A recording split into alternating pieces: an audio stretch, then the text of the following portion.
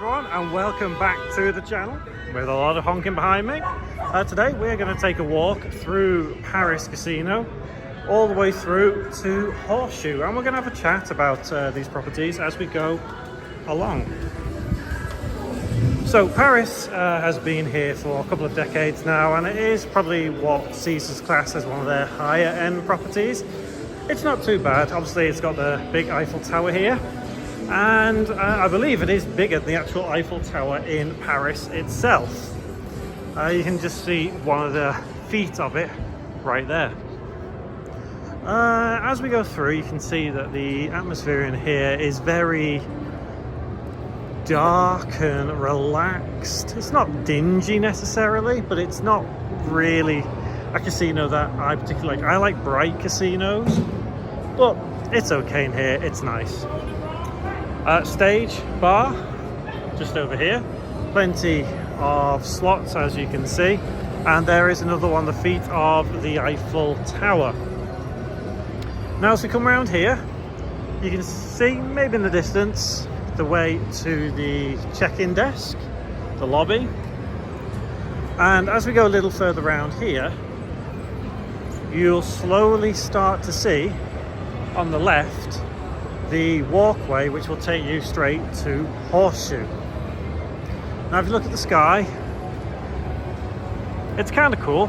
It's obviously meant to give the illusion of, oh, you're outside in the evening in Paris, and many years ago it did convey it a little bit better than what it does now. It's not that Caesars has let it go, it's just more, it's probably not had as much maintenance as it should have done to make it feel much more like an evening in Paris, but never mind. Check-in down there, it is check-in time, so that's why you can see a lot of people. More slots here and a bar to go with it, with some baseball. Table games just there, high limits over there.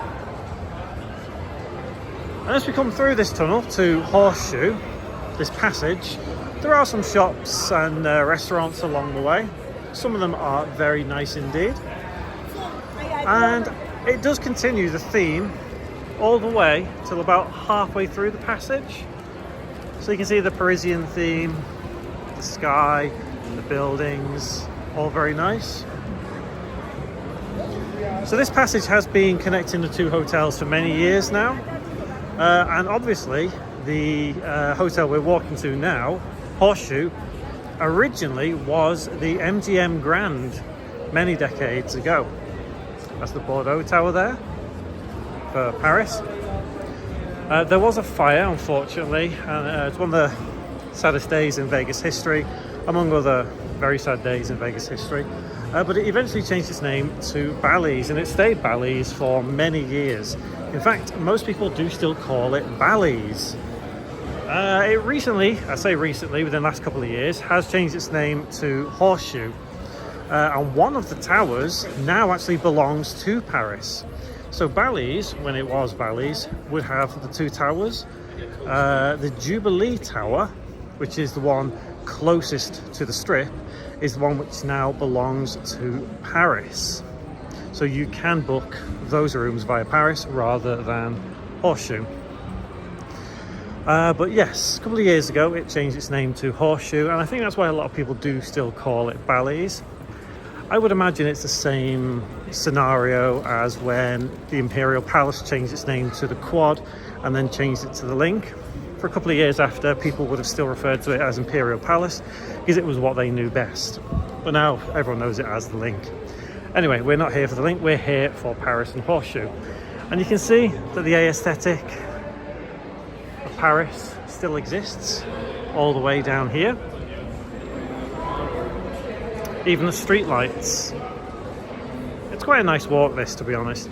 A lot of walkways between the hotels and casinos in Vegas always have a nice relaxing feel to them. It may be intentional, it may not, I'm not quite sure. Again, shops, and there are some restaurants and bars as well. Convention centre that way. Self-parking just up there, the garage. And if you really are into it, cake. the cake vending machine, which you can only find in Caesars properties in Vegas. As we come around the corner, the theming pretty much ends here as we come into the Horseshoe area of this video. Should be able to see it in the distance now, the Horseshoe Casino. Because it recently, I say recently again, a couple of years ago, changed to Horseshoe, it went through those renovations, so it's not too bad in there now. It is quite a nice casino. Bar just over there, and Guy Fieri, you can see him over there. Not actually him, but an image of him, stylized image of him on the wall. One thing that has changed when it changed from Bally's to Horseshoe is the arcade. So there are some escalators which take you down to the food court here, and originally when you went down there was a couple of shops, the food court, and there was a bar, and I think it was a sports book. It may have just been a bar, but either way that got converted to a arcade for kids now, and I think that's what Vegas is going to now. It's becoming a much more family oriented place. But as we enter Horseshoe, there are two ways you can go. You can go up the steps to the slots over there, and that is the way to the food court, just over there. Down there, you can get to the monorail as well. And up here and round to the left is where we have the check-in desks. So you could go to registration, check in, and it is just down there. Essential shop here. Most casinos, hotels have these. They are a little bit overpriced, but that's okay. And that's pretty much where we can end our walkthrough. Like I say, check-in is just here. Box office is here. And just behind that is the rest of the casino. It's not a large casino by any standard. It's probably one of the smaller ones in Vegas, but it's not too bad. It's obviously a lot brighter than the Paris casino. So I probably would prefer this a little bit more. But as we come down here, you should be able to see this is the rest of the casino. Don't forget to subscribe, like, comment, whatever you want to do, and hopefully I will see you in the next video.